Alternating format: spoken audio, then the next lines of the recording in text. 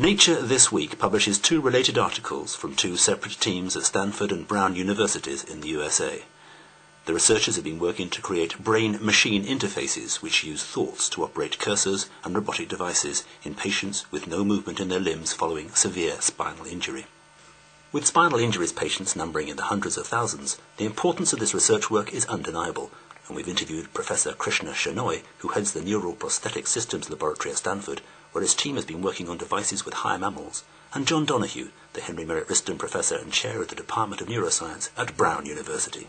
The work that we're doing is to study brain interfaces, brain-machine interfaces that are devices to translate information from the brain to the outside world for people with paralysis. And we got into this field coming through studies of animals in which we were trying to understand the nature of messages in the movement areas of the brain. And through that knowledge, we realized that we were able to take signals from the brain and bring them to the outside and translate them into movement signals, which is something that can be used to help individuals who are paralyzed who can't ordinarily take their brain signals, their intentions to move, and use them to move their arms and legs because the pathway from the brain to the spinal cord and ultimately to the muscles has been cut off. So as demonstrated by John Donoghue and colleagues in the other report, the research with monkeys over the past decade or more is absolutely helping contribute to these initial first demonstrations in humans that their group has been pursuing. And perhaps the clearest way to express how it's possible that we can implant very small electrodes in the cerebral cortex of monkeys without them experiencing pain is by considering how that's done in humans.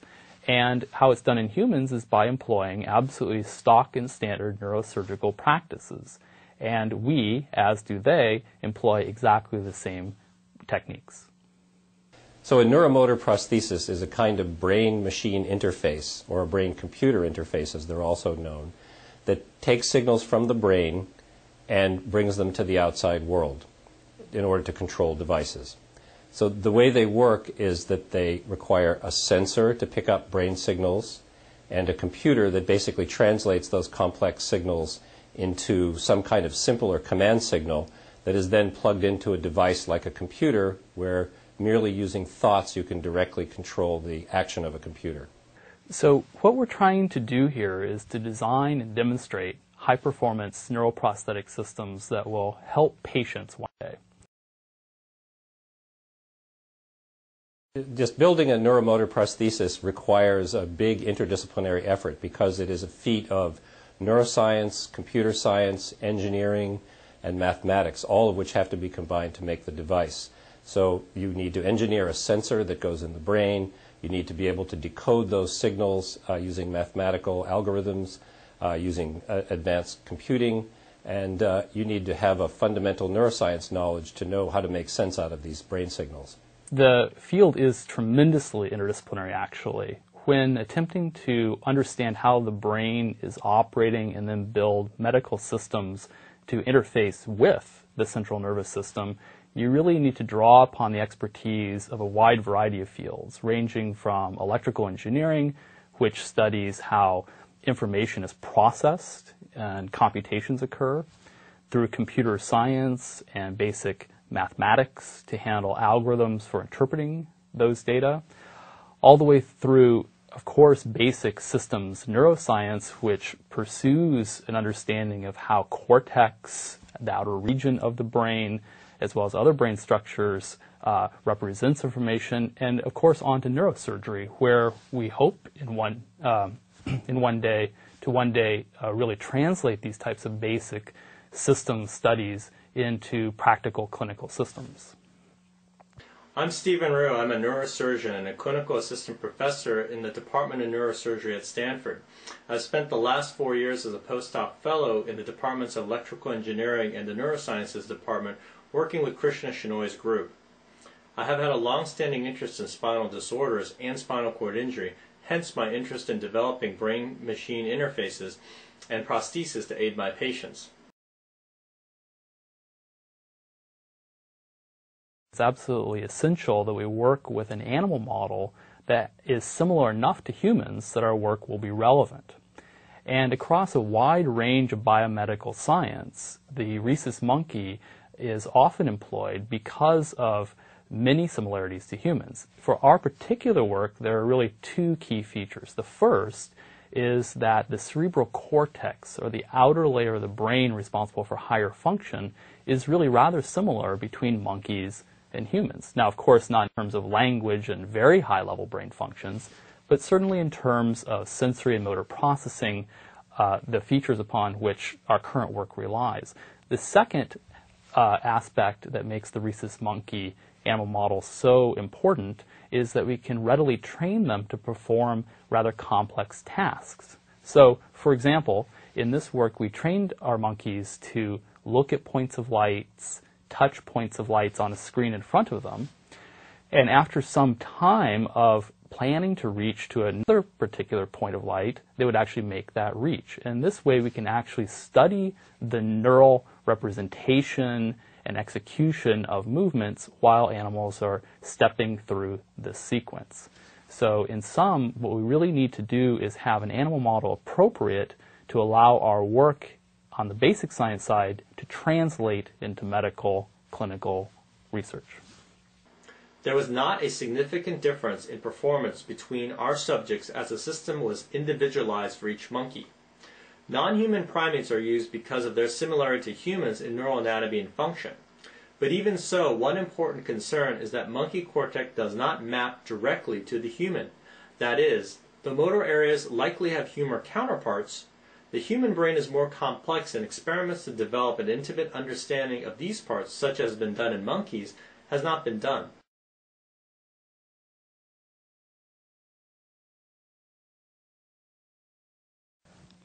So I'm Gopal Santhanam, and I'm finishing my PhD here at Stanford University in the Department of Electrical Engineering.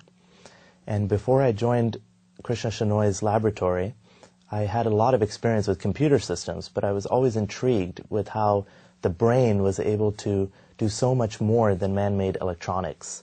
So this area of brain-machine interfaces is one that combines my core interests of building computer systems with also learning more about the brain. So our research group is interested in prostheses to help people with severe motor impairments. People with motor impairments are unable to interact with their environment due to disease or disability. Now, there are two high-level approaches when making a prosthetic for this application. One is a motor prosthesis, which tries to decode moment-by-moment details of the trajectory from the brain and move a cursor smoothly on the screen. Now, if the patient wants to move between a fixed set of reach goals, the patient must slide the cursor between these reach goals. But if the reach goal only is important and the details of the trajectory are not, then time and potentially accuracy can be compromised by decoding these details. An alternate approach might be to concentrate on the endpoint only. This is what we call a communication prosthesis. In this situation, it's easy to decode the endpoint and place the cursor on that selection. The current version of the BrainGate system requires a connection to the top of the head where there's a small pedestal that goes through the skin, and a cart full of computers that does all the translation of the complex brain activity into a control signal. This is very much like what early cardiac pacemakers were, a big cart of electronics that controlled the device that was in the body.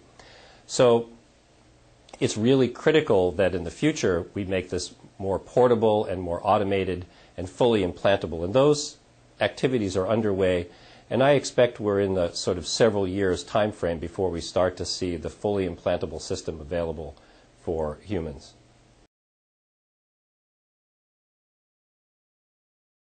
So while our report focuses on the design and development, there's this wonderful interplay in this field between basic and applied research. On the one hand, the more we know about how the brain functions, the better we can build neuroprosthetic systems. But the converse is also true, which is as we pursue higher performance and greater adaptation and so forth in neuroprosthetic systems, we're actually also studying basic brain function.